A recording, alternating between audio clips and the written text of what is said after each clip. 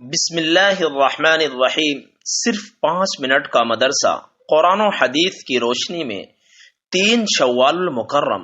Number 1، اسلامی تاریخ۔ ام المؤمنین حضرت عائشہ رضی اللہ عنہا۔ ام المؤمنین حضرت عائشہ رضی اللہ عنہا بنت ابو بکر صدیق رضی اللہ عنہ علم و فضل، خیر و برکت، اخلاق و کردار، جرأت و ہمت اور حوصلہ مندی میں بے مثال تھیں۔ حق بات کسی کی پرواہ کیے بغیر بے خوف ہو کر کہہ دیا کرتی تھی۔ ان کی پیدائش نبوت کے 4تھے سال مکہ مکرمہ میں ہوئے۔ بچپن ہی سے بے حد ذہین اور عقل مند تھی۔ گھر میں خادمہ ہونے کے باوجود اپنا کام خود کیا کرتی تھی۔ غریبوں کی مدد، یتیموں کی پرورش، مہمان نوازی اور راہ خدا میں بڑی دریا دلی سے خرچ کرتی تھی۔ ایک مرتبہ امیر معاویہ رضی اللہ عنہ نے ان کی خدمت میں بطور ہدیہ 1,00,000 درہم بھیجے تو شام ہونے تک سب غریبوں میں تقسیم کر دی۔ اس کے ساتھ ہی اللہ کی عبادت، حضور صلی اللہ علیہ وسلم کی سنت کی پیروی اور شریعت کے ایک ایک حکم پر بڑے اہتمام سے عمل کیا کرتی تھی۔ نماز تہجد، چاشت کی بہت پابند تھی اور اکثر روزے رکھا کرتی تھی۔ شریعت کے خلاف چھوٹی چھوٹی باتوں سے بھی پرہیز کرتی تھی۔ نمبر 2، اللہ کی قدرت، ایک ہی پانی سے پھل اور پھول کی پیدائش۔ اللہ تعالیٰ زبردست قدرت والا ہے۔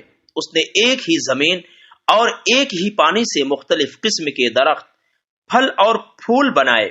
ہر ایک کا مزہ اور رنگ الگ الگ کیا ہے۔ کوئی میٹھا ہے تو کوئی کھٹا ہے، کوئی سرخ ہے تو کوئی سفید ہے، حالانکہ سب ایک ہی زمین اور ایک ہی پانی سے پیدا ہوئے۔ واقعی اللہ تعالیٰ بڑی قدرت والا ہے۔ نمبر 3، ایک فرض کے بارے میں، پانی نہ ملنے پر تیمم کرنا۔ رسول اللہ صلی اللہ علیہ وسلم نے فرمایا، پاک مٹی مسلمان کا سامان طہارت ہے، اگرچہ 10 سال تک پانی نہ ملے۔ بس جب پانی پائے تو چاہیے کہ اس کو بدن پر ڈالے، یعنی اس سے وضو یا غسل کر لے، کیونکہ یہ بہت اچھا ہے۔ نمبر 4، ایک سنت کے بارے میں، استنجا کے وقت کپڑا ہٹانے کا طریقہ۔ حضرت عبداللہ بن عمر رضی اللہ عنہما بیان فرماتے ہیں کہ رسول اللہ صلی اللہ علیہ وسلم جب قضاء حاجت کرتے تو زمین کے قریب ہونے کے بعد کپڑے ہٹاتے۔ نمبر 5، ایک اہم عمل کی فضیلت، قرآن کی کوئی سورت پڑھ کر سونا۔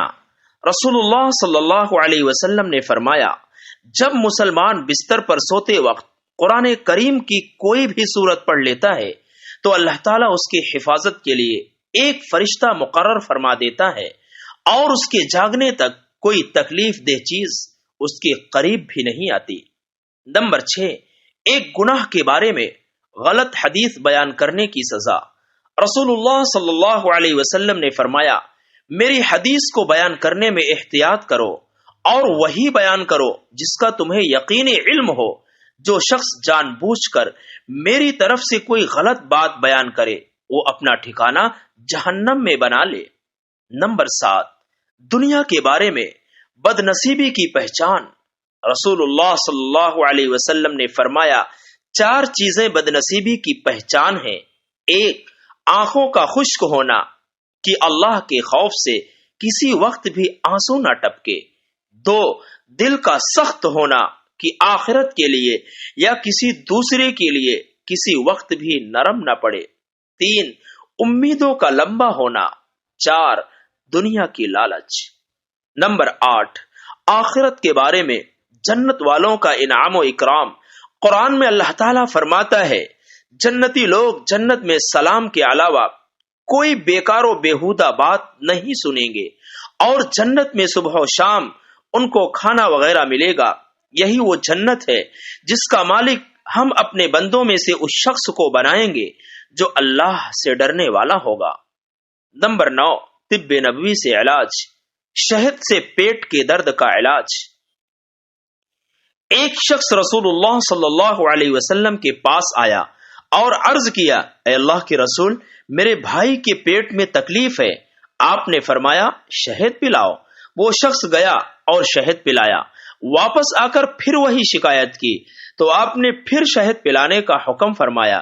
وہ شخص تیسری مرتبہ یہی شکایت لے کر آیا تو پھر رسول اللہ صلی اللہ علیہ وسلم نے شہد پلانے کو کہا۔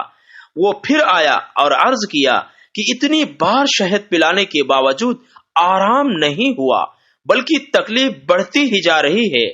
تو آپ صلی اللہ علیہ وسلم نے فرمایا، قرآن میں اللہ نے سچ کہا ہے کہ شہد میں شفا ہے اور تیرے بھائی کا پیٹ جھوٹا ہے۔ چنانچہ وہ شخص پھر واپس گیا اور شہد پلایا تو اس کا بھائی اچھا ہو گیا۔ نمبر 10، قرآن کی نصیحت۔ قرآن میں اللہ تعالیٰ فرماتا ہے، اے ایمان والو، تم مسلمانوں کو چھوڑ کر کافروں کو اپنا دوست مت بناؤ، یعنی کافروں سے دلی تعلق مت رکھو، کیونکہ اس میں ایمان و اعمال دونوں تباہ ہونے کا خطرہ ہے۔